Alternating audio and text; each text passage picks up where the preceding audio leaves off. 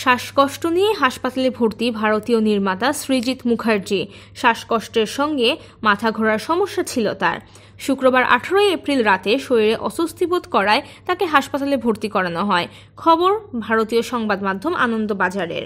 সংবাদ মাধ্যমটি জানিয়েছেন, শনিবার সকাল থেকে সৃজিতের নানা রকমের পরীক্ষা নিরীক্ষা চলছে। চিকিৎসকেরা আশ্বস্ত করেছেন এখন তিনি ভালো আছেন, পরিস্থিতি অনেকটাই স্থিতিশীল।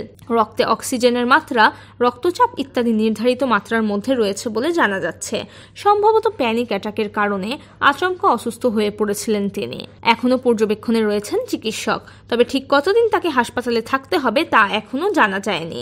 সম্প্রতি প্রেক্ষাগৃহে মুক্তি পেয়েছে সৃজিত পরিচালিত সিনেমা কিল বিল সোসাইটি। পরমব্রত চট্টোপাধ্যায় ও কৌশানী মুখোপাধ্যায় অভিনীত এই সিনেমাটি রমরমিয়ে চলছে প্রেক্ষাগৃহে। মুক্তির পরে বেশ কয়েকটি প্রেক্ষাগৃহে দর্শকের প্রতিক্রিয়া দেখতে পৌঁছে গিয়েছিলেন সৃজিত।